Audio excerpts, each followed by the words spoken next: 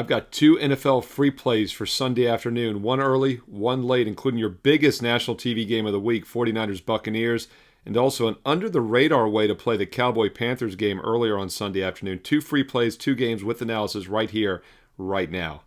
Hi, this is Steve Merril, WagerTalk.com, right back here on WagerTalk TV, and we're going to get to that huge game on Sunday afternoon between the 49ers and Buccaneers, free play in that game in just a moment, but I want to touch on one of the early kickoff games at 1 o'clock Eastern, Cowboys-Panthers. Not many people talking about this game, and for good reason. The Panthers are a miserable team. Cowboys are looking okay this season, but I've got a sneaky way to play this game and make some money on Sunday afternoon. Now, the Dallas defense has been very suspect this year. However, they do match up well against these bad offensive teams. We saw that last week. Cowboys were one of the most public plays of the week, and the public got it right against the New York Jets because when the Jets got behind, they couldn't catch up.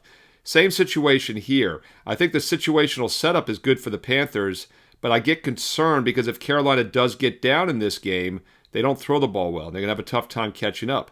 So what do? Let's take the full game out of the equation and let's shorten it as much as possible. And let's look at the first quarter line. Carolina's plus a half point in the first quarter, minus some juice, but plus a half point. And that's the way I like to play this game for a couple reasons. First of all, Carolina runs the ball decently, and Dallas does have a very suspect run defense. So I think Carolina can have some success on the ground, keep the game close early, and it takes that questionable come-from-behind ability out. Bryce Young having a mediocre season once again. In fact, on the season, the Carolina Panthers are averaging offensively just 5.2 yards per pass against teams that allow 6.6. The Cowboys are giving up almost 8 yards per pass. They're one of the worst pass defenses in the NFL. Problem is, I just don't know if Carolina can take advantage, but I do think Carolina can take advantage of a subpar Cowboy rush defense and keep it close early. And I want to point out that this strategy has actually worked so far this season. If you look at Carolina's 5 games, first quarter against the Jaguars, 3-3. First quarter against the Cardinals, they did lose 3-10, but keep in mind, they really were closer in that game than the score indicated. Came back to cover overall. Third game against the Falcons, they won the first quarter 7-0. Fourth game against the Patriots, they got blown up almost 30, but it was 7-6 after the first quarter.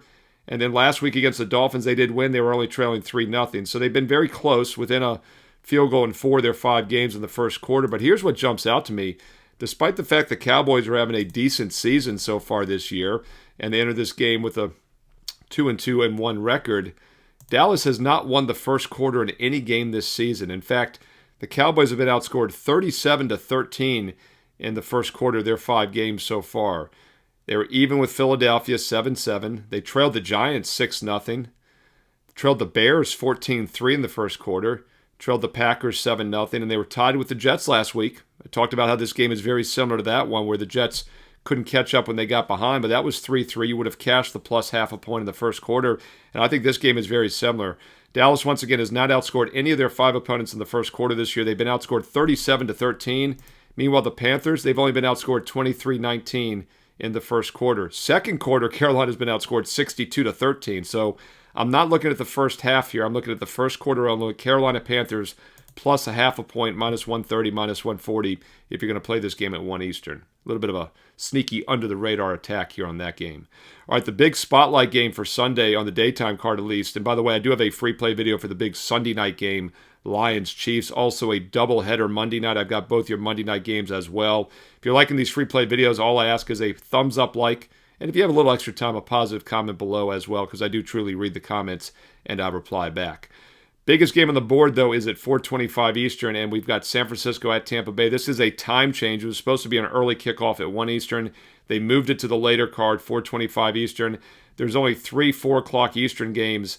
Tennessee, Vegas, and Cincinnati, Green Bay is obviously the one they probably had circled as the spotlight game. Not so now that Joe Flacco, what? Is it Cleveland or is it Cincinnati? Joe Flacco starting for the Bengals.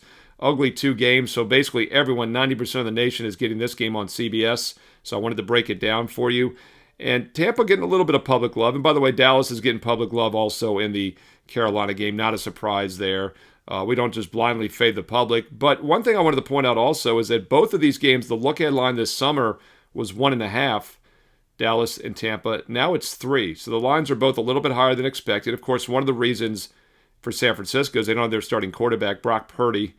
His toe is not looking pretty. He's listed as doubtful. Mac Jones expected to be the starter again this Sunday, and I don't have a problem with that. Mac Jones has played pretty well this season. 6 touchdowns, only 1 interception. 99.1 QB rating. Baker Mayfield having a fantastic season as well. 10 touchdowns, 1 pick, 104 QB rating. But if you dive deeper into the matchup stats here and opponents played, I think San Francisco can hang in this game. They've been a pass-based offense. Even with the backup quarterback in there, they're still a pass-based offense. They have struggled to run the ball this year. Just 85 rushing yards a game and only about 3 yards per carry. And Tampa Bay's strength this season has been defensively against the run, giving up just 92 yards a game. But they've been very mediocre against the pass, giving up 6.8 against teams that average 6.9. 49ers are averaging 7.2 against a tougher schedule of defenses than Tampa Bay.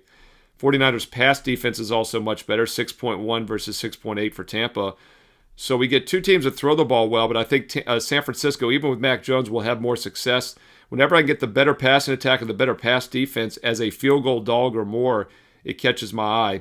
At +3 or more, I like San Francisco in this game, and the public's leaning Tampa in this one, so I would wait. I don't think you'll find a 3.5, but I'm looking at DraftKings, it's 3.5 minus 18. So you might get a 3.5. There's about an 8 to 9% chance Tampa wins this game by exactly a field goal. So wait, maybe get a +3.5 by kickoff, but at +3 or more, I think the 49ers are the play in this late afternoon national TV game on Sunday. Hey, there you go.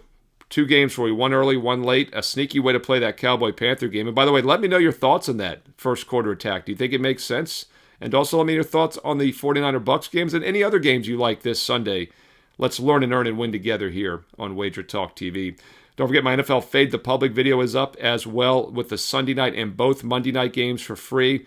Make sure you click subscribe and click that bell so you never miss out when these free play videos are posted each day here on the channel. If you'd like my personal best bets, check out my page, Steve Merril, WagerTalk.com, and also check out the bonus free play for Sunday. I've got an NFL free play up there right now for you with analysis. I put a daily free play up each and every day. It's always a last cut from my best bet card. Sometimes it's a best bet, occasionally, but it's usually the last cut from my client card. It goes up free for everybody. Check out the free play, and then, of course, get my strong best bets for this Sunday in the NFL. And when you do so, there's some special offers you might want to consider. One day is $39. The Weekend Warrior is $49 for all football through Monday night. Or how about a 7-day all-sports sampler right now for just $77? That includes baseball as well. And, of course, in just over a week and a half, we have the NBA starting, college hoops right after that. So if you want a longer-term package, you're going to get all 5 major sports that I cover, college and pro football, college and pro basketball, and baseball. And right now, if you buy 3 months, you get the 4th month for free, instant $300 savings. Or the best deal, and especially if you're ready to take a serious, consistent investment approach, get the rest of 2025 for free, the next 2.5 months for free when you sign up in advance for 2026. All sports, all access, whether it's 1 week or 3 months, get the 4th free, or 1 year, get the rest of this year free.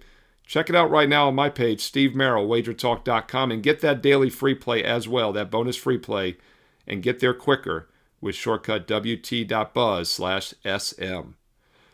On the way out, don't forget to follow me on social media on X and Instagram at Steve Merril, 2 R's, 1 L, Merril, at Steve Merril on X and Instagram.